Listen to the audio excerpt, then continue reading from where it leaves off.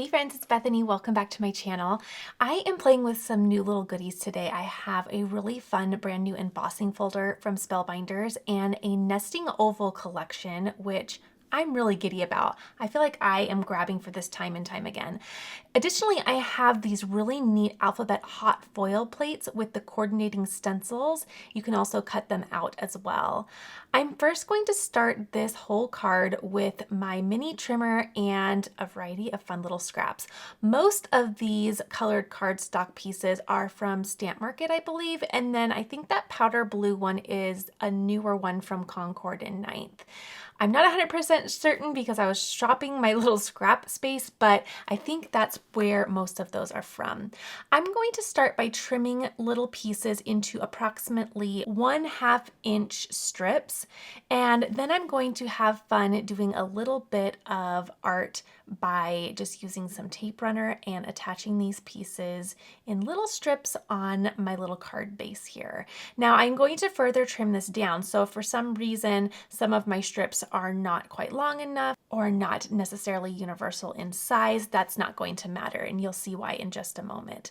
So now I'm just placing them in an order that I think is most pleasing to the eye.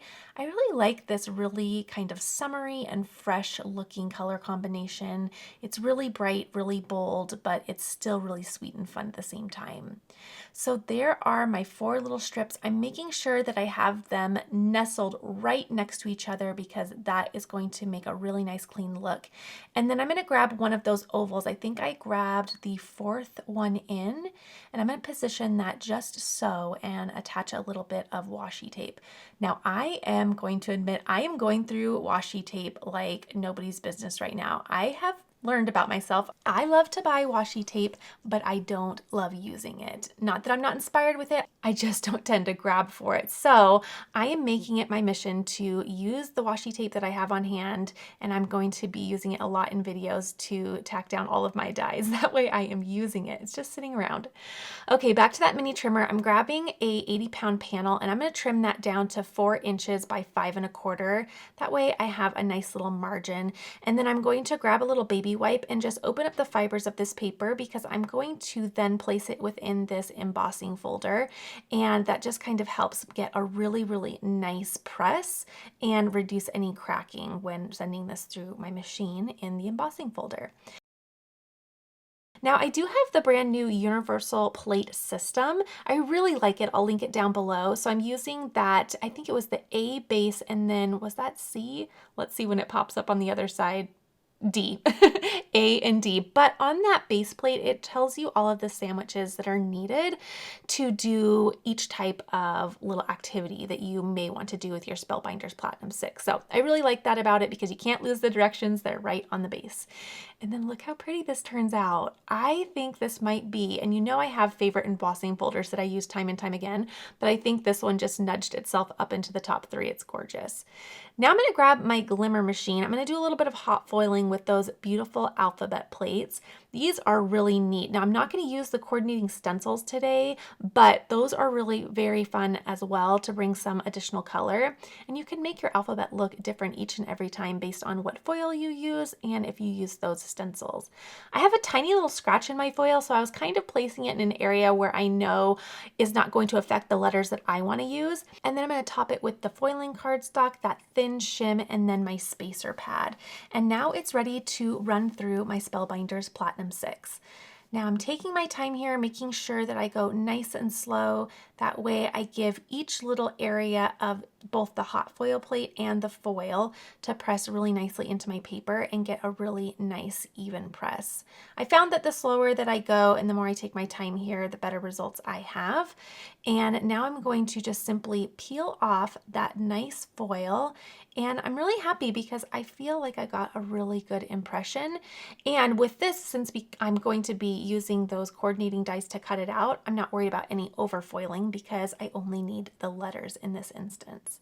Now you'll see they have some little lines or notches around the whole little alphabet set, and that's just to help place your little coordinating die in that area as well. So that's really, really handy, and I'm glad they added that little feature. And now I can just pop out all of my pieces and be ready to go. I decided just to do a simple high, and I did grab some 130-pound cardstock and cut out my letters 2 additional times just on plain cardstock without any foiling, because I'm going to bump these letters up and add a little bit of dimension that way. And I really do like using that 130-pound cardstock when I want to add some dimension, because I don't have to do as many cuts since it's so thick, and I can get some pretty instant dimension pretty quickly. Now I'm just going to layer up all of those little dots to my eyes, and I am ready to go. I'm going to grab my mini Misty because I want to add a little sub-sentiment here. And because I don't have a perfect square, I like to use some washi tape just to really attach my piece in there so it doesn't shift while I'm stamping. I'm grabbing a really cute stamp from this Fill My Heart stamp collection. Again, everything that I'm using will be linked in the description box below, but I'm just going to add it to the bottom of that little strip of paper. Add a little bit of an anti-static powder, and then I'm going to do a little bit of heat embossing. So I grabbed my Versamark and I'm going to stamp that a couple of times right there. Now, because I have my washi tape there, it's really, really nice because my paper doesn't shift and I'm able to really quickly double stamp and know that everything will stay in the same position. So I decided to use an ultra fine detail gold. I really like this because I feel like it's a good color match for the gold foil that I use. And in the end, I was super happy with how they coordinated so well together. But I have my embossing powder all placed in there. I put the rest back in the little container. And before heating up my embossing powder, I made sure that my heat tool was nice and hot. I melted that powder and I'm really happy with the results. I thought this was really simple but effective.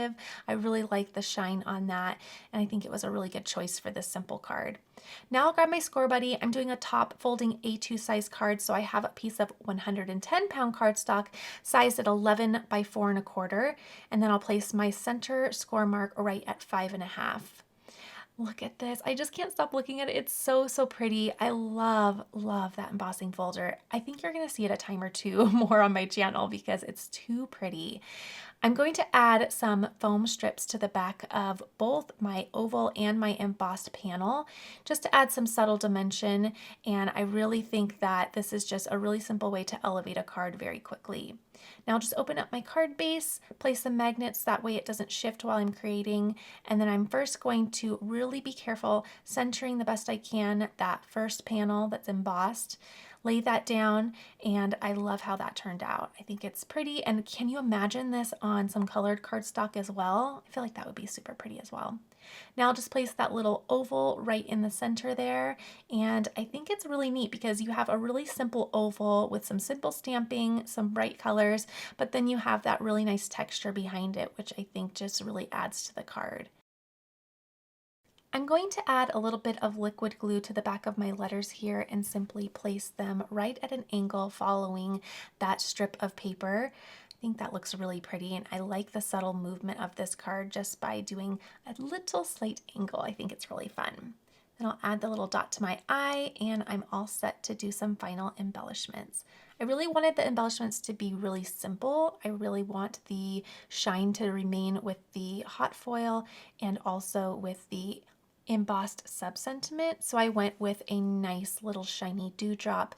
They're subtle, but they're there, and they add a little something without taking away from the main focus of the card. And there is the final card. I also had fun creating a second card with this whole collection, and I stacked some colored cardstock, one on top of another with those nesting ovals, and then split it right in half and added some sentiments. I hope you enjoyed this. I hope you were inspired. I'll see you in the next video.